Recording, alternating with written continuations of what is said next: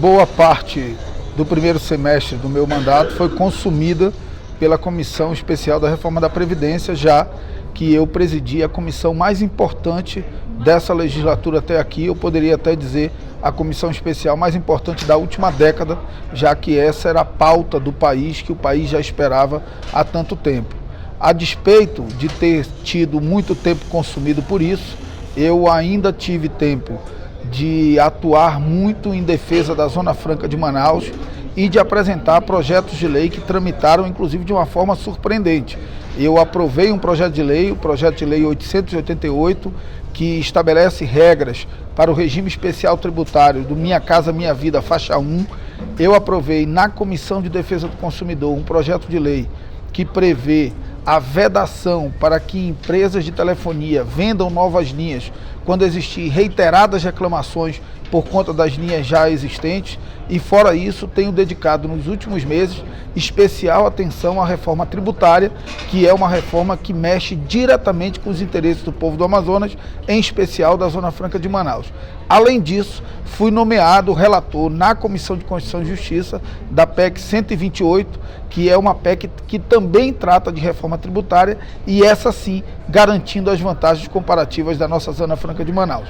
Além disso, fui escolhido entre os 100 deputados mais influentes do parlamento nesse primeiro semestre e tenho a honra de ocupar a primeira vice-liderança do meu partido, o PL, que hoje é o terceiro maior partido da Câmara dos Deputados, só menor do que o PT e o PSL.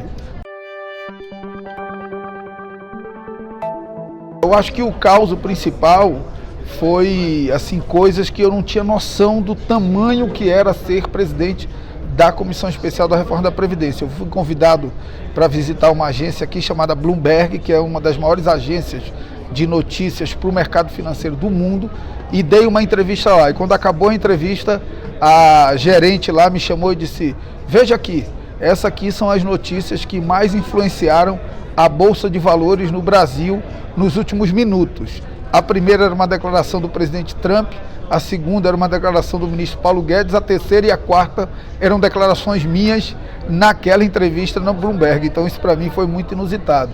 E um outro fato também muito interessante foi a entrevista que eu dei no jornal Estado de São Paulo, em que eu falei que a proposta que sairia da Câmara dos Deputados seria muito diferente da proposta apresentada pelo governo, seria um substitutivo, que era o termo técnico para as alterações feitas a partir das emendas, e isso também virou um pandemônio na minha vida, com todos os jornais, todas as TVs me ligando pela repercussão que teve da ideia de que eu estaria sugerindo a apresentação de uma nova PEC. Eu torço muito para que o governo dê certo, mas não tem como dar certo um governo em que o presidente todo dia cria uma polêmica, todo dia dá uma declaração confrontando os pilares do sistema democrático, confrontando as instituições. Não há retomada do crescimento econômico sem estabilidade entre as instituições e, infelizmente, o presidente é o vetor principal da instabilidade institucional no nosso país. Me parece que o governador não governa. Me parece que o governador o tempo inteiro é traído por agentes de dentro do seu próprio governo e tem muita dificuldade de estabelecer uma pauta. É fácil você ganhar a eleição negando alguma coisa, e tanto o presidente como o governador Wilson Lima ganharam a eleição negando o passado. Só que você não governa negando o passado. Para governar você tem que ter um plano de governo. E tudo que não existe no governo do Estado do Amazonas é um plano, é uma agenda, é um rumo que saiba o que fazer para o Amazonas tomar um caminho de retomada de desenvolvimento.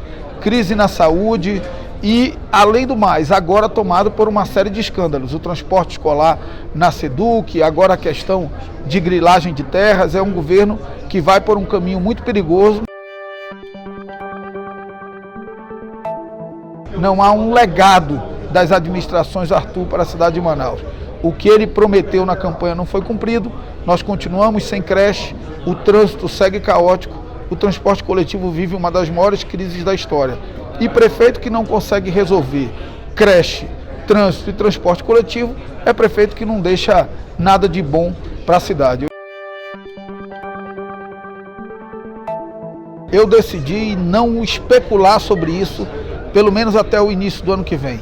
Eu tive no primeiro semestre uma missão muito grande com o povo brasileiro, tenho agora no segundo uma missão muito grande com o povo do Amazonas, que é proteger a Zona Franca de Manaus nessas propostas de reforma tributárias que tramitam aqui na casa, e não quero contaminar a minha ação aqui na Câmara dos Deputados com questões eleitorais. Eu não quero deixar de fazer ou não fazer alguma coisa pensando que isso pode tirar ou não voto. Eu quero agir aqui defendendo os interesses maiores do povo brasileiro, do povo do Amazonas, e isso exige foco total no exercício do meu mandato de deputado federal.